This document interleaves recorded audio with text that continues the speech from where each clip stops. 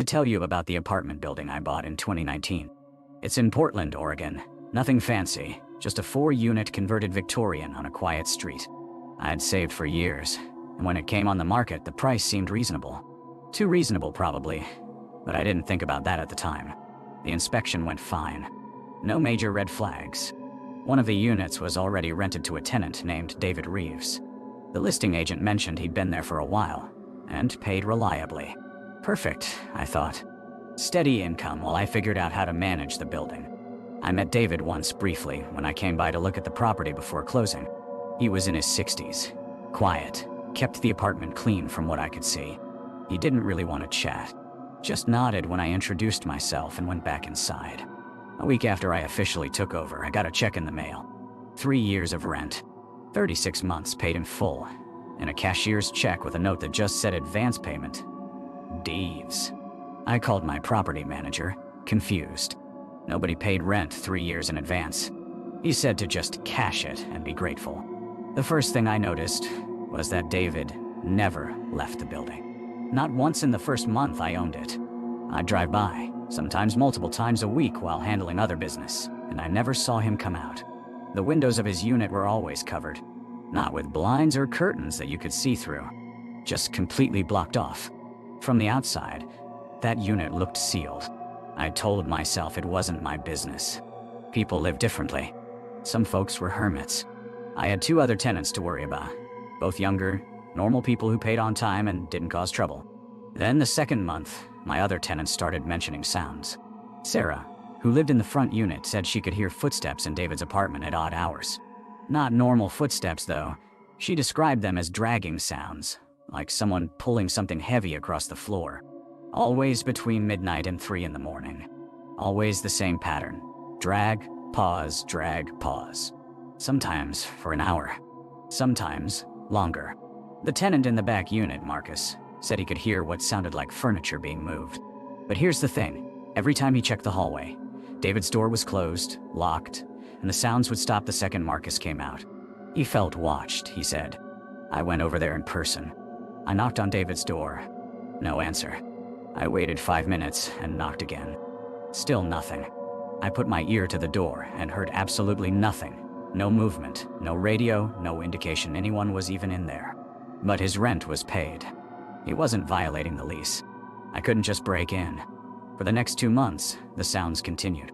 Sarah said she was losing sleep. Marcus asked if he could break his lease early. I told them I'd look into it. What I actually did was pull the building's history. The records showed that the building had been divided into apartments in 1987. Before that, it was a single-family home. I found the property records going back further. In 1953, a man named Daniel Reeves owned the property. The obituary in the local library's archive showed he died in that house. 1989, not 1953. My mistake. I misread the date. Actually, no. The obituary was from 1989.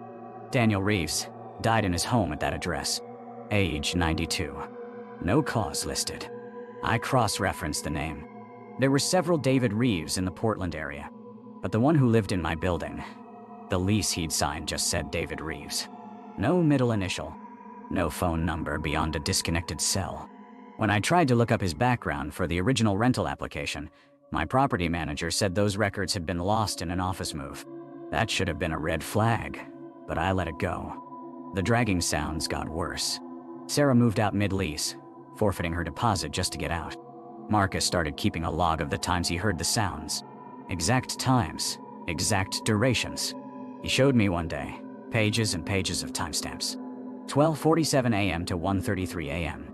1:15 a.m. to 2:09 a.m. 12:52 a.m. to 3:04 a.m. It's random, Marcus said, pointing at the times. But never after 3:30, never before midnight. It's like clockwork, but not. Does that make sense? It didn't. But I noticed something else looking at his log. The duration was getting longer. The first entries were maybe 20, 30 minutes. By the time Marcus had been tracking it for 3 weeks, the sessions were lasting over 2 hours. I decided I needed to talk to David. Not ask permission. Actually talk to him. I waited outside the building one morning. I was going to catch him if he came out. I waited from 6 a.m. until 8 p.m. I sat in my car, did some work on my laptop, and watched his window. The one small corner that wasn't completely covered. Nothing. No movement. No shadow. Nothing suggesting anyone was in there. When I finally went upstairs and knocked on his door again, a woman answered. Not David. A woman in her 70s, gray hair, wearing clothes that looked like they were from the 80s. She looked confused to see me. I'm looking for David Reeves, I said. I don't know anyone by that name, she said, and started to close the door. Wait, you live here, right? You're renting this apartment? I live here, she said. I've always lived here. The door closed. I stood there in the hallway, not understanding what I just heard. I checked the lease again. David Reeves. Signed 3 years ago. The signature looked shaky, like it was written by someone with arthritis or Parkinson's. When I knocked again 10 minutes later, no one answered. I used my master key and opened the apartment. It was empty. Completely empty. No furniture, no belongings, no signs anyone had ever lived there. No dust on the floors. They were clean, like they'd been swept recently. But no person. No clothes in the closet. No food in the kitchen. Nothing. I never found David Reeves. He was never in that apartment. But for the next 6 months, the sounds continued. The dragging. The moving. Always between midnight and 3:30 a.m. Always a little longer than the last time. I eventually sold the building at a loss. The new owners lasted 4 months before putting it back on the market. I never asked them why, but I kept that check.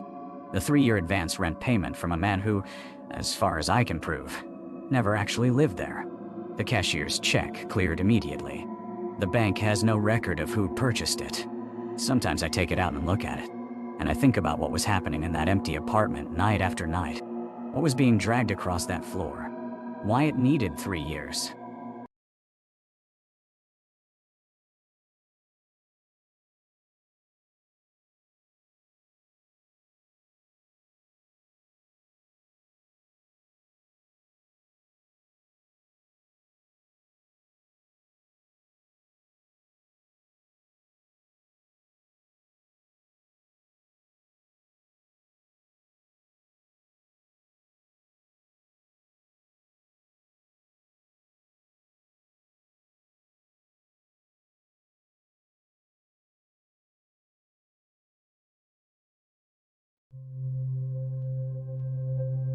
I've worked as a property manager for 12 years. I've seen tenant disputes, evictions, late payments, the usual problems that come with managing rental properties in the city. But what happened at the Ashford building on 5th Street is something I still can't fully explain. It started with a discrepancy in our accounting system. We use a pretty standard software. Nothing fancy, but it's reliable. In March of last year, I noticed that Unit 412 had been charged a double rent payment. The tenant, a woman named Catherine, who'd been living there for about 8 months, had paid her rent twice in 1 month. I assumed it was a bank error, something on her end. These things happen. I called her to let her know about the overpayment. She could get it back, I told her. Catherine seemed confused at first.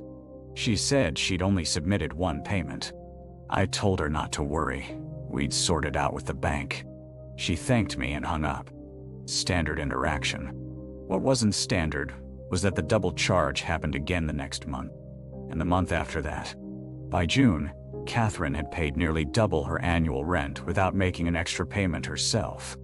I checked our system multiple times. The payments were definitely coming from her account. Her name on the transactions, her routing number, everything correct. But only 1 payment per month was going out from her bank. The system was creating a phantom second charge that matched the legitimate one almost perfectly. I scheduled a meeting with Catherine to figure out what was happening. She came into the office, and I could tell immediately she was stressed. She'd noticed it too. Her bank statements showed charges, but she'd only authorized 1 payment each month. We went through the motions. I called our bank's fraud department, submitted dispute forms, all of it. They found nothing wrong on their end. The charges were legitimate according to every metric they had. In the meantime, I decided to check the other units. Maybe this was a widespread glitch. I went through the records for all 36 units in the Ashford building. Unit 412 was the only one affected. No other tenant had any issues. Just Catherine. I also started keeping a closer eye on Unit 412 itself.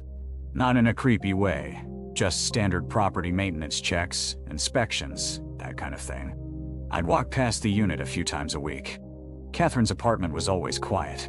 I never heard music, voices, movement. The hallway outside her door always smelled slightly different from the other floors. Not bad, just different. Like old paper and dust, even though we have the halls cleaned twice a week. One afternoon in late July, I was doing a walkthrough on the 4th floor. I happened to check the building's maintenance log. We keep records of any service requests. I was looking for the HVAC maintenance from the previous month. I found something else instead. There were work orders for Unit 412 dated from 1987, and 1993, and 2004, but not from any maintenance workers we employ. The signature on these orders was always the same person, a name I didn't recognize. The dates didn't line up with any tenant records we had. Catherine didn't move into the building until 2023. I pulled the lease history for Unit 412. Going back through our archive files, I found leases dating back decades. All of them standard. But there was something off about the tenant names. They looked almost generic, like placeholder names. And when I cross-referenced them with our current database, I found that none of them had any phone numbers, emergency contacts, or previous addresses on file. Just names and lease dates. I went to Catherine's apartment on a Tuesday morning. I knocked on the door. She answered, looking tired, like she hadn't slept well. I asked if I could come in. She hesitated for a moment, then let me inside. The apartment was colder than it should have been. The living room was sparse, a couch, a lamp, barely anything on the walls. I asked Catherine if she'd been having any other problems since the double charges started. She said no, not really. Everything else was fine. I asked her how long she'd been experiencing the double charges. She said, since you called me about them in March. Before that, I didn't know it was happening. That's when it hit me. The double charges had been occurring in our system for months before I noticed them. But Catherine's bank statements only showed them from March onward, right after I'd called her to tell her about the problem. I asked her about her rental history. Had she lived in other places in the city? She said she'd moved around a lot, but she couldn't remember the specific addresses. She said moving to the Ashford had felt like coming home, which struck me as an odd way to phrase it, since she'd never lived there before. I left her apartment and went back to the office. I pulled the actual lease documents, the physical ones we keep in storage. I looked at Unit 412's oldest lease. The signature was in blue ink. The building's opening records were from 1985, so that lease would have been from sometime in the late 80s. But the ink looked fresh. New, like it had been signed recently. I checked the other unit leases in the same file. Their signatures were faded. The paper was yellowed. Unit 412's lease looked like it could have been signed yesterday. I called Catherine again and asked her if she remembered signing the lease. She said yes, of course. I asked her what date it was. She said March 15th of that year. But I was holding a lease dated March 15th from 1987. We've since brought in an IT company to audit our entire system. They found nothing wrong. No viruses, no corrupted files, no logical explanation for the double charges. The charges still happen every month. Catherine still makes one payment. Our system still records two. Catherine is still living in Unit 412. She stopped trying to resolve the charges months ago. She asked me if she could just pay what she's owed once the contract ends. I told her the lease is paid in full. She seemed relieved by that. She asked if she'd need to sign a new lease. I told her we'd cross that bridge when we got there. I haven't checked what happens next month yet. I'm not sure I want to know. I put down money in March. The renovation started in April. I hired a contractor, Marcus, who came recommended. He walked through with me the day before work began. He stopped in the master bedroom and looked at the ceiling for a long time. How old is this house? He asked. 1973, I said. Built in 73. He nodded slowly. Okay, just some of the ceiling joist work up there looks older, like 1920s carpentry. I'll get a closer look tomorrow. The next morning, Marcus called me. His voice was different, strained. He said he needed to reschedule. Family emergency. I didn't push. I found another contractor, a woman named Sarah, who could start the following Monday. Sarah lasted 3 days. On day 2, she texted me a photo of the master bedroom closet. The back wall was exposed now, and there was this pattern in the wood framing, notches and marks, that she said looked deliberate. She asked if the house had been modified. I said not that I knew of. She responded with a thumbs down emoji and didn't show up the next day. I went to the house myself to see what she meant. The closet was small, narrow, with just the back wall exposed. The wood was old, discolored, definitely older than the 1970s exterior. The marks she'd photographed were regular, maybe 2 inches apart, running vertically. They looked almost like markings. Measurements, maybe. But I didn't want to think about what for. I found a third contractor. His name was James, and he didn't ask questions. He just worked. By the end of the first week, though, I noticed something odd. The kitchen had a thermometer on the windowsill. I'd left it there by accident before the work started. The temperature it showed was 64 degrees. James had the heat on. I knew the thermostat was set to 68. I didn't mention it. But the next day, I came by at noon, and the temperature was 58. The thermostat was still at 68. James said he hadn't touched it. That must be broken. He seemed uncomfortable. That night, I drove past the house around 10 p.m. Just a quick check. All the windows were dark. James wasn't there, which was right. But the exterior light above the front door was on.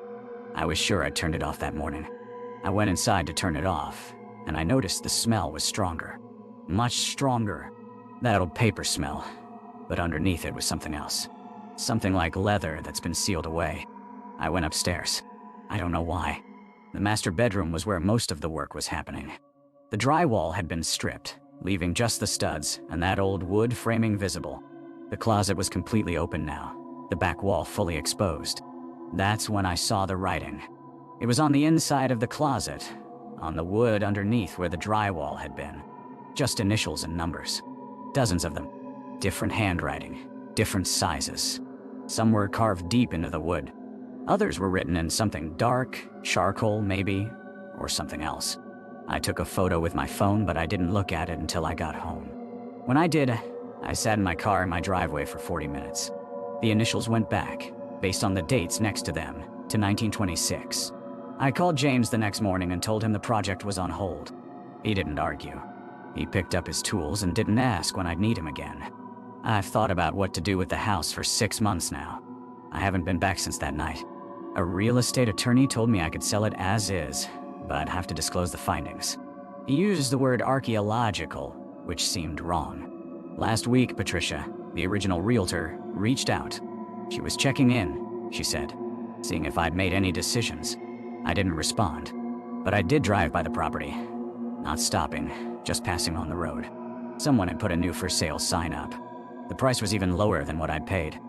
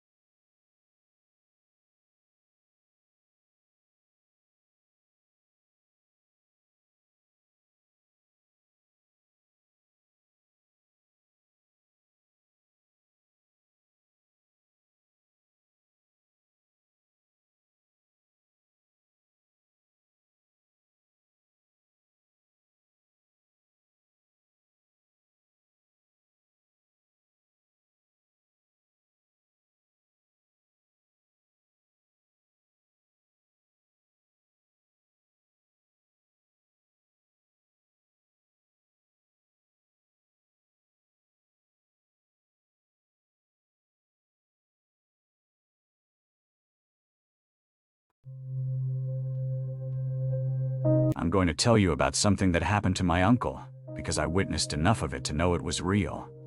And I've never been able to explain it to anyone in a way that makes sense. My uncle bought a house in 1998. A Victorian on the edge of town.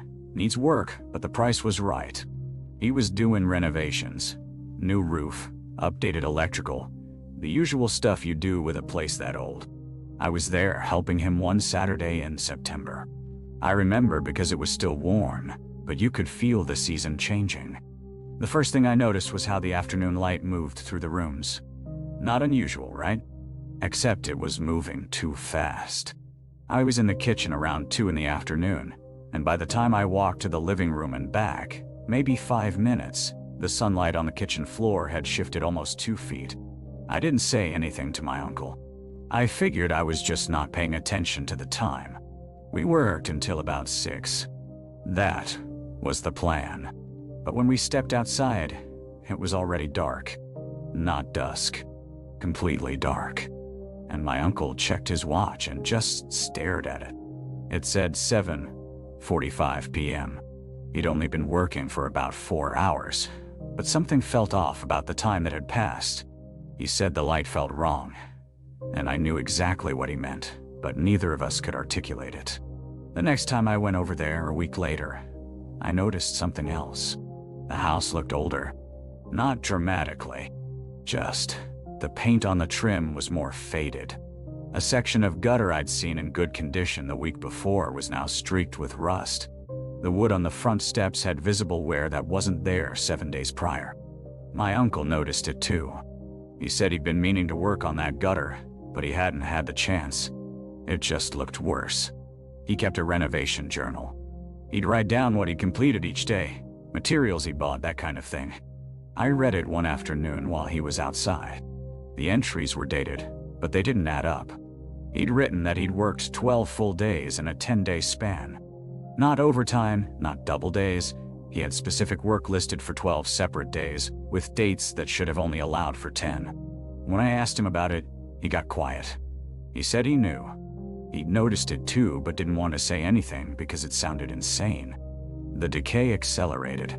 By October, the house looked like it had aged 5 years. Windows that had been clear had developed a film. Floorboards were splintering. The stone foundation had new cracks. He called contractors to come look at it, thinking maybe there was something structurally wrong. Some issue causing accelerated wear. They found nothing. One guy told him the foundation looked solid, but also that the house seemed like it had been standing a lot longer than my uncle's records indicated. That was what he actually said. Seems like it's been standing a lot longer. My uncle stopped going there as often. He couldn't get himself to. He'd make an excuse to turn around before he even got inside sometimes. I went with him once in early November. The moment we walked through the door, I felt time doing something wrong. It's hard to describe. Like when you're in a room and you can feel that someone's watching you, except the thing you're feeling is time itself. It's present. It's aware. We were inside for maybe 30 minutes. We didn't do any work. We just walked through the rooms. The house was aging in front of us, not visibly in real time, but in the spaces between when we looked at something. A wall we'd examined was more water-stained 5 minutes later. Gaps were widening in the hardwood. I watched a section of wallpaper in the hallway peel back on its own. My uncle sold the house in December. He took a significant loss. He told the realtor it needed more work than he'd anticipated. Structural issues, the standard story. The sale went through fast. Too fast, actually. The inspector's report was sparse, almost dismissive. The new owners were an older couple. I never found out what happened to them. My uncle never talked about the house after that. When I brought it up years later, he just said it was a bad investment and changed the subject. But I know he drives the long way around that neighborhood so he doesn't pass it. I drove by about 6 months ago, just to see. The house is still there. It looks ancient now, like it should have been condemned decades ago. The paint is almost completely gone. The roof has caved in on one side. The windows are boarded, but you can see through the gaps that the interior is gutted, rotting. The lawn hasn't been maintained in years. Whatever is happening in that house, it's still happening. And it's accelerating. I don't know if there's a limit to how old something can get, or if time just keeps taking from it until there's nothing left. But I know I'll never go back there to find out.